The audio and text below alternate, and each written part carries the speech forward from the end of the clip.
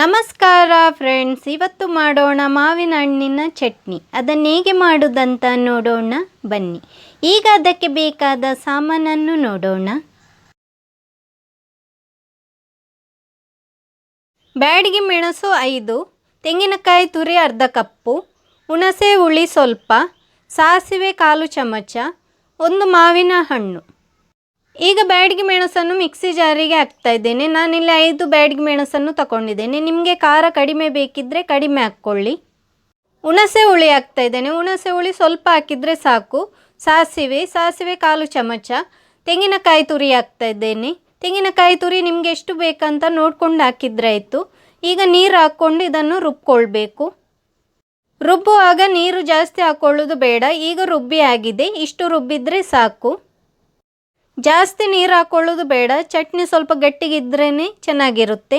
ಈಗ ಇದನ್ನು ಪ್ಲೇಟಿಗೆ ಹಾಕ್ತಾ ಇದ್ದೇನೆ. ನಾನಿಲ್ಲಿ ರುಬ್ಬುವಾಗ ಉಪ್ಪು ಹಾಕ್ಕೊಳ್ಳಿಲ್ಲ.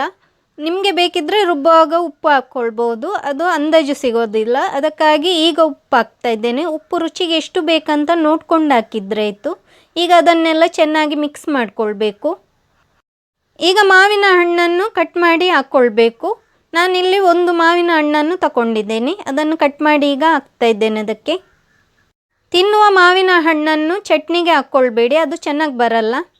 ಸಾರಿನ ಮಾವಿನ ಹಣ್ಣು ಸಿಗುತ್ತೆ, ಆ ಮಾವಿನ ಹಣ್ಣನ್ನು ತಂದು ಚಟ್ನಿ ಮಾಡಿದರೆ ಚೆನ್ನಾಗಿ ಬರುತ್ತೆ. ಈಗ ಮಾವಿನ ಹಣ್ಣನ್ನು ಕಟ್ ಮಾಡಿ ಆಗಿದೆ. ಈಗ ದೊಡ್ಡದು ಪೀಸ್ ಇದ್ದರೆ ಅದನ್ನು ಕೂಡ ಸಣ್ಣ ಪೀಸ್ಗಳಾಗಿ ಕಟ್ ಮಾಡಿದರೆ ಆಯಿತು. ಈಗ ಇದು ದೊಡ್ಡದಾಗಿದೆ, ಇದನ್ನು ಕಟ್ ಮಾಡ್ತಾ ಇದ್ದೇನೆ. ನಿಮಗೆ ದೊಡ್ಡ ಪೀಸ್ ಬೇಕಿದ್ದರೆ ದೊಡ್ಡದೇ ಇರಲಿ, ಇಲ್ಲದಿದ್ದರೆ ಕಟ್ ಮಾಡಿಕೊಳ್ಳಿ. ಮಾವಿನ ಹಣ್ಣನ್ನು ಚಟ್ನಿಯೊಟ್ಟಿಗೆ ಚೆನ್ನಾಗಿ ಮಿಕ್ಸ್ ಮಾಡಿಕೊಳ್ಬೇಕು. ಉಪ್ಪು ಸರಿ ಉಂಟಂತ ಚೆಕ್ ಮಾಡಿ ನೋಡಿ, ಕಡಿಮೆ ಆಗಿದ್ದರೆ ಹಾಕ್ಕೊಳ್ಳಿ. ಈ ಚಟ್ನಿ ನಿಮಗೆ ಇಷ್ಟ ಆಗ್ಬೋದಂತ ನನ್ನ ಅನಿಸಿಕೆ. ಮಾವಿನ ಹಣ್ಣಿನ ಚಟ್ನಿ ಒಮ್ಮೆ ಮಾಡಿ ನೋಡಿ, ಹೇಗೆ ಉಂಟಂತ ಕಮೆಂಟ್ ಮಾಡಿ ತಿಳಿಸಿ. ನನ್ನ ಚಾನಲನ್ನು ಸಬ್ಸ್ಕ್ರೈಬ್ ಮಾಡದಿದ್ದಲ್ಲಿ ಸಬ್ಸ್ಕ್ರೈಬ್ ಮಾಡಲು ಮರೆಯದಿರಿ. Thank you.